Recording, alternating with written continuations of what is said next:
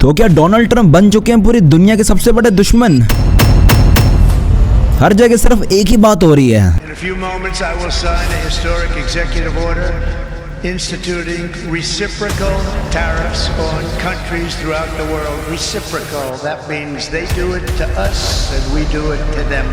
Very simple, can't get any simpler than that. तो आखिर क्यों इन टैरिफ्स को लगाया जा रहा है और ये सब करने से अमेरिका को क्या मिल रहा है? 2 अप्रैल को ट्रंप ने उन सब देशों पर टैरिफ लगाया जो उनके साथ व्यापार करते थे, जहां पे भारत भी शामिल था। हमारे इंडिया के प्रोडक्ट्स पे 26% टैरिफ लगाया गया और बाकी के देशों पे जैसे कि चाइना और ब्राजील, अमेरिका ने इन पे 50% से भी ज्यादा टैरिफ लगा दिया। लेकिन ये तो अमेरिका के काफी अच्छे दोस्त थे, तो आखिर ट्रंप ऐसा क्यों कर रहे हैं इनके साथ? तुमको पता है इंटरनेशनल अफेयर्स में एक स्टेटमेंट बार बार कही जाती है, there are no permanent friends, no permanent enemies, only permanent interest. जो कि देखा जाए तो एकदम सही बात है और वो दिखाई भी दे रही है। तो आज जानेंगे इसी वीडियो में कि ये टैरिफ क्या चीज है और आखिर क्यों ट्रंप ये खेल खेल रहे हैं बाकी देशों के साथ, और अमेरिका किस तरीके से अपनी इकोनॉमी को रिवाइव कर रहा है इन टैरिफ्स को लगा के, और ये टैरिफ से आपकी और मेरी जिंदगी में किस तरीके से असर पड़ेगा वो भी जानेंगे। तो बने रहिए इस वीडियो के साथ।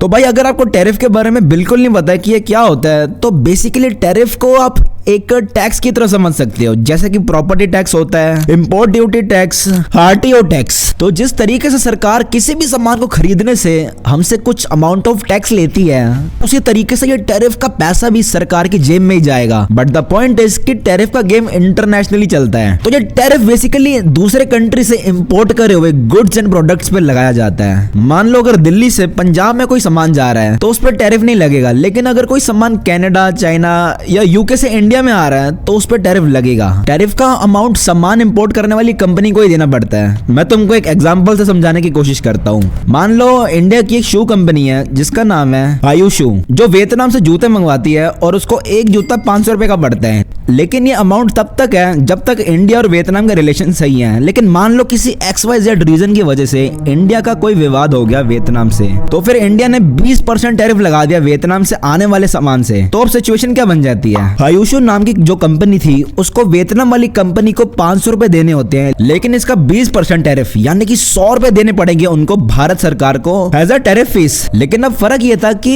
इस कंपनी को एक जूते की कीमत 600 रुपए देनी पड़ेगी। आयुशू के पास सिर्फ 2 ऑप्शन बचते हैं। पहला कि हम बढ़ाई हुई कीमत को कस्टमर से वसूल करें, और दूसरा आयुशू वियतनाम की जगह किसी और देश से जूते खरीदने लग जाए जिसपे इंडिया ने टैरिफ ना लगाया हो। ये सुनने में बहुत आसान लग रहा होगा, लेकिन इसका इम्पैक्ट बहुत ज्यादा बड़ा है। मैं बताता हूँ कैसे। वियतनाम में जो कंपनी जूते बनाती थी वो एकदम से गायब हो गई और खरीदार ही नहीं रहा, तो उनका प्रोडक्शन कम हो गया, और प्रोडक्शन कम हो गया मतलब लेबर कम हो गई। लेबर कम हुई तो बेरोजगारी बढ़ेगी, और बेरोजगारी बढ़ेगी तो बहुत लोगों की नौकरी खतरे में चली जाएगी। हमारी कंपनी आयुशू को जल्द से जल्द दूसरे देश में नया मैन्युफैक्चरर ढूंढना होगा जो उनको 600 रुपए से कम में सेम क्वालिटी के जूते दे। लेकिन ये काम इतना भी आसान नहीं है। देखो, किसी भी कंपनी को प्रोडक्शन बढ़ाने में बहुत से चैलेंजेस का सामना करना पड़ता है, जैसे कि फैक्ट्री साइज, मशीन और लेबर को बढ़ाना। लेकिन अगर कल को इंडिया और वियतनाम के रिलेशन दोबारा से सही हो जाते हैं, दोबारा वो भाई बंधु बन जाते हैं, तो क्या होगा? और वियतनाम ने अगर अपने देश में टैरिफ हटा दिया तो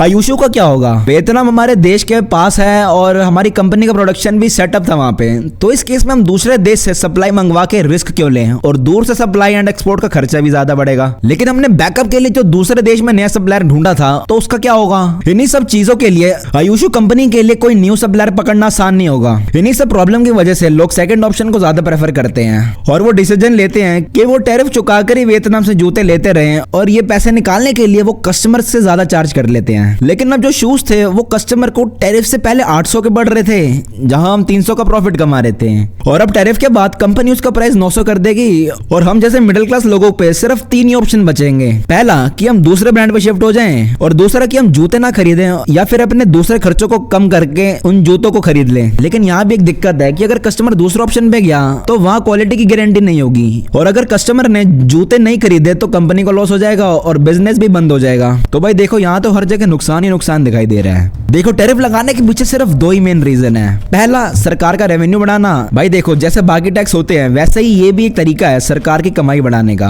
और दूसरा कि लोकल इंडस्ट्रीज को एक बूम मिल पाए, क्योंकि देखो अगर टैरिफ लगेगा तो बाहर के देश से आने वाला सामान महंगा हो जाएगा और हमारे देश में मिलने वाला सामान सस्ते में मिलेगा, तो बाहर के कंपैरिजन में तो लोग हमारे देश की चीजों को खरीदना ही प्रेफर करेंगे। देखो भारत में करोड़ों लोग डेयरी और फूड प्रोडक्ट पे डिपेंड हैं, इसीलिए हमारी सरकार इन प्रोडक्ट्स पे टैरिफ बढ़ा के रखती है ताकि यहाँ के फार्मर्स अच्छे से अपना व्यापार चला पाए। लेकिन अगर एक और एंगल से टैरिफ को देखा जाए तो ये एक तरीके की नेशनल सिक्योरिटी है। सपोज करो कि अगर हम किसी देश से दवाई या कोई मिलिट्री आइटम जैसी चीज मंगवाते हैं तो कभी हमारे देश का विवाद हो गया किसी और देश से जहां से हम ये सब चीजें इंपोर्ट करवा रहे थे, तो वो देश हमारी सप्लाई को रोक देगा, जिससे बहुत बड़ी प्रॉब्लम आ सकती है। भाई ये टैरिफ बेसिकली ट्रेड वॉर का एक वेपन है। लेकिन अगर मैं बात करूं डोनाल्ड ट्रंप की स्टेटमेंट की, तो उन्होंने 90 देश पर टैरिफ लगा दिया, वो भी बिना किसी को बताए और बिना किसी से बात करे।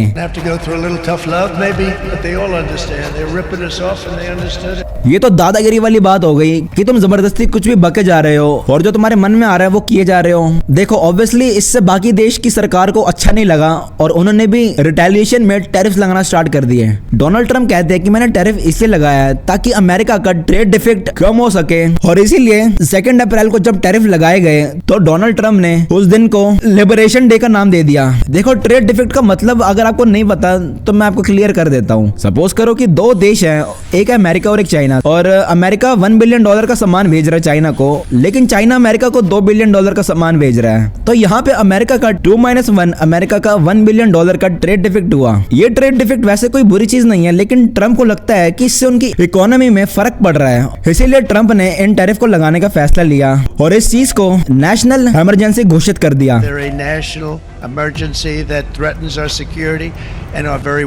लेकिन कुछ लोग ये भी कह रहे हैं कि ये स्टॉक मार्केट मैनिपुलेशन का गेम है, क्योंकि जब टैरिफ लगाए गए तो स्टॉक मार्केट गिर चुकी थी, लेकिन जब टैरिफ हटाए तो स्टॉक मार्केट आसमान छू गई। देखो टैरिफ हटाने से कुछ घंटे पहले डोनाल्ड ट्रंप ने ट्वीट करा, this is a great time to buy. ये एक बहुत अच्छा टाइम है स्टॉक पे लगाने का। वो जानते हैं कि जब टैरिफ को हटाया जाएगा तो स्टॉक मार्केट ऊपर चली जाएगी। डोनाल्ड ट्रंप ने जैसे ही टैरिफ को हटाया तो ग्राफ एकदम से ऊपर जा चुका था। तो भाई तुम्हारा इन टैरिफ को लेके क्या ओपिनियन है, मेरे को कमेंट में जरूर बताना। और बाकी देखते हैं कि ये टैरिफ कब तक रहते हैं और ये किस तरीके से हमारी इकोनॉमी पे ग्लोबली इंपैक्ट करते हैं। लेकिन शायद ट्रंप को खुद नहीं पता कि वो ये डिसीजन क्यों ले रहे हैं और क्या सोच के ले रहे हैं। लेकिन क्या सच में बाकी देश अमेरिका के साथ इस स्टेट में डील कर पाएंगे, या फिर वो भी काउंटर में टैरिफ लगा के मुंह तोड़ जवाब देंगे डोनाल्ड ट्रंप को। देखो भाई डोनाल्ड ट्रंप तो कहते हैं the country is going to boom, our economy is going to boom, लेकिन जो बूम बाकी के देशों में हो रहे हैं उससे उनको कोई परवाह नहीं है। तो आज की वीडियो में इतना ही। अगर आपको ये वीडियो थोड़ी सी भी वैल्यू प्रोवाइड करती है तो सब्सक्राइब करे बिना मत जाना।